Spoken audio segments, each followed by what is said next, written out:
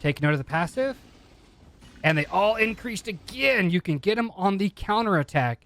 Some people think that that's not a possibility, but you just watched it right there. All the debuffs increased. That's amazing.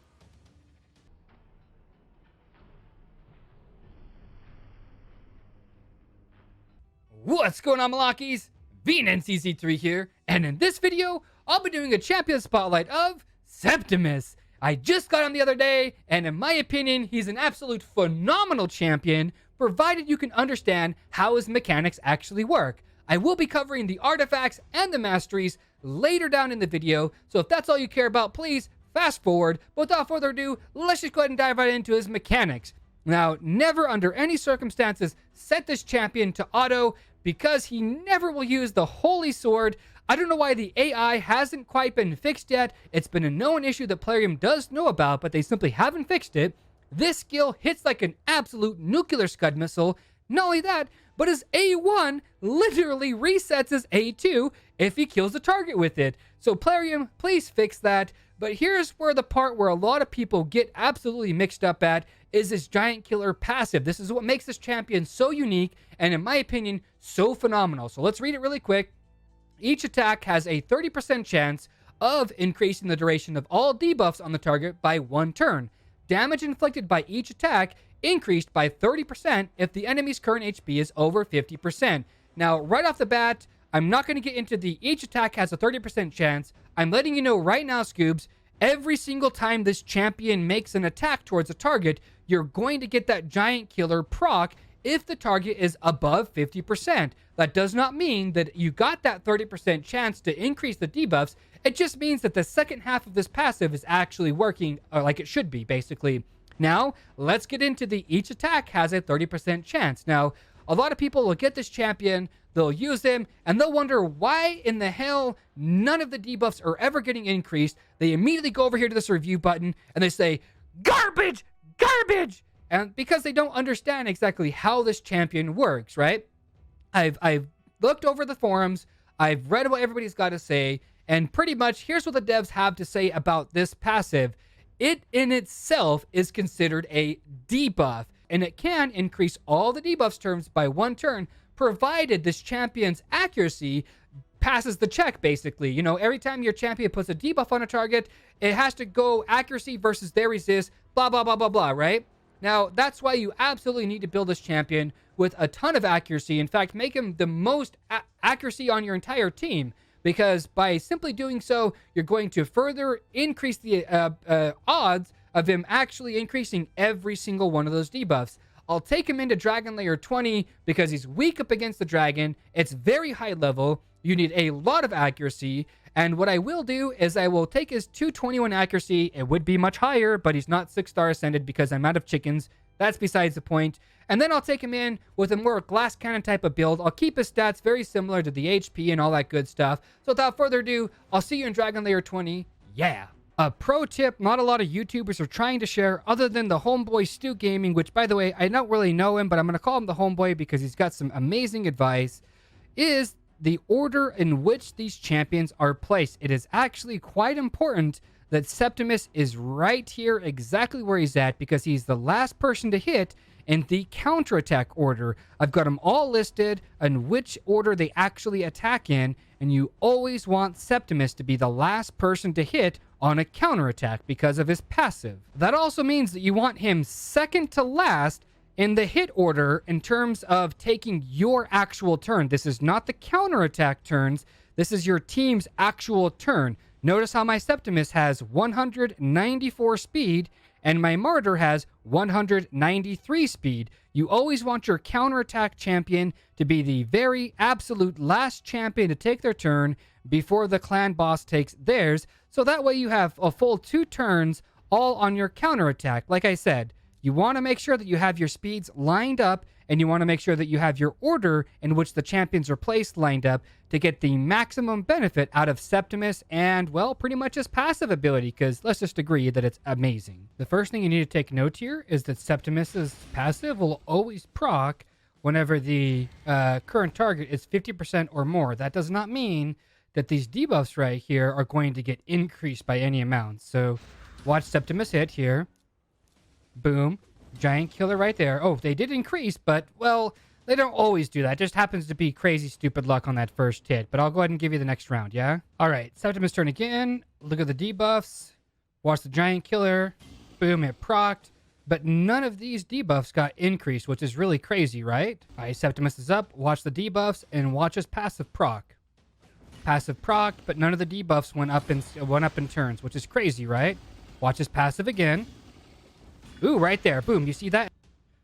All right, so it's Septimus's turn on the dragon. If you take note, the giant killer passive will always proc on that 30% more damage whenever the target is 50% or more HP. That does not mean that these debuffs are going to increase. If they happen to increase, it's just crazy stupid luck that they procced at the same exact time. Basically, let's give it a shot, right? Boom, giant killer, right? And then none of the debuffs increase. So a lot of people kind of misunderstand that. And they say what a trash champion this is because they don't understand how the actual like debuff works or how the passive works, I mean. Take note of the passive. And they all increased again. You can get them on the counterattack.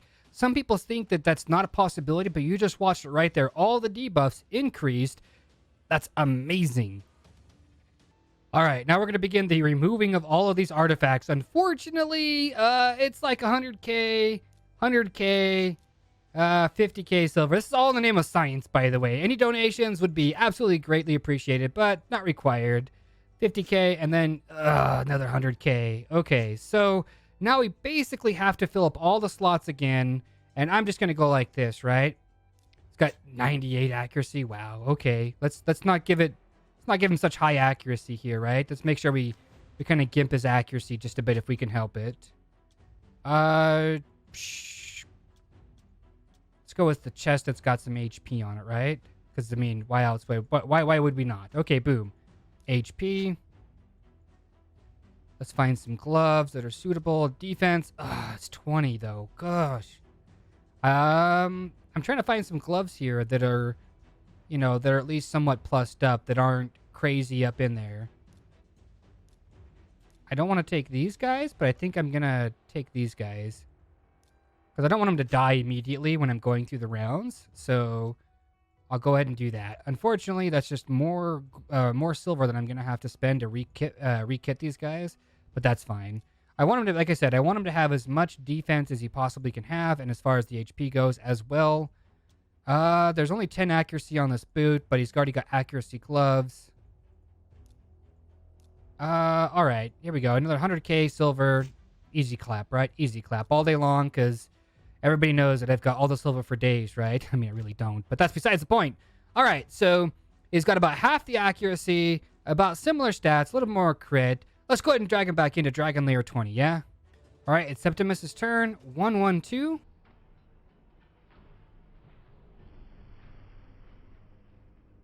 No dice, and it said resisted. It said resisted. That means his accuracy is not nearly high enough to even penetrate. That's crazy.